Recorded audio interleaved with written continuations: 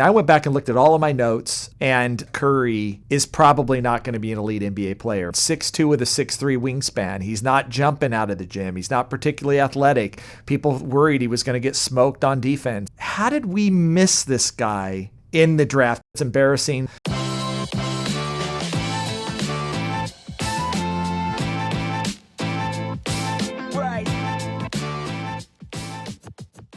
Really quick, before I begin, if you guys can smash the like button for the YouTube algorithm, this seriously makes a huge difference to my videos and lets YouTube know to recommend this video to a brand new audience. So thank you so much for doing that, and let's begin. How did we miss this guy in the draft? He ends up going 7 to the Warriors, which means 6 teams pass on him. Actually, the Timberwolves had 2 picks in the draft, but one of those picks was the Wizards, who traded that pick right before the draft for Randy Foye, by the way.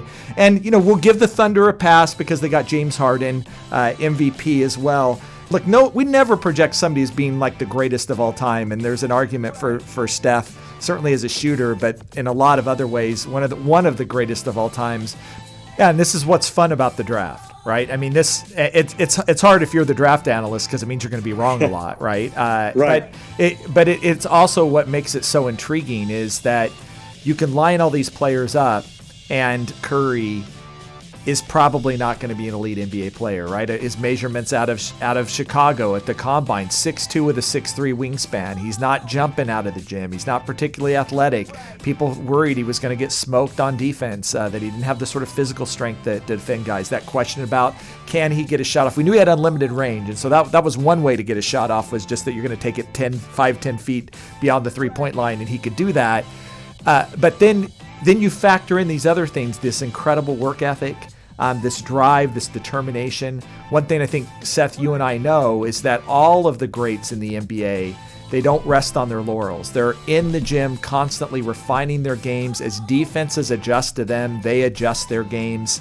And you see this with Seth and his shot release and how it just keeps getting quicker and quicker and quicker, so that doesn't become an issue anymore. It's amazing. I went back and looked at all of my notes, right starting at the 2008 college basketball season. He was outside of my lottery at the start of the season, even though he had that massive sophomore year where he had shot 48% from 3 on like 300 3-point attempts, which should have been somewhat of a signal that this isn't fluky, and he works his way up. And I thought he was going to the Knicks as well. It's just so interesting to sort of watch this. I really had a fun time going through all of my draft notes.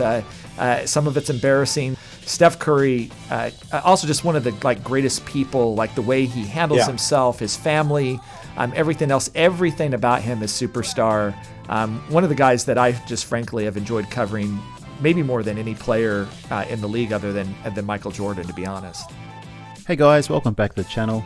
That was Chad Ford from his podcast, Chad Ford's NBA Big Board, which is a really good podcast if you want to learn more about the upcoming draft prospects.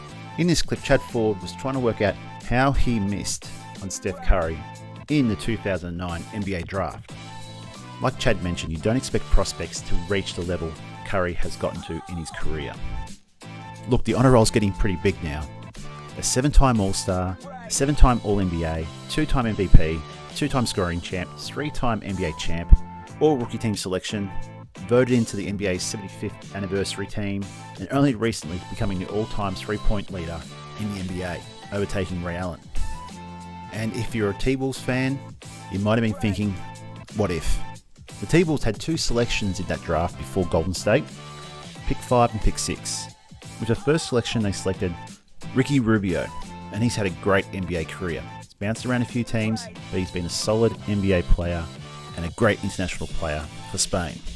However, pick 6, Johnny Flynn, there's a spot you would have thought that would have been perfect for Curry. And if I was a T-Wolves fan, it may have caused me a few sleepless nights in the past. Alright guys, I'll wrap up for today's video. If you like this video, please hit the like button, that really helps my channel grow. If you like this type of content, please subscribe, and I'll see you in the next video. Cheers.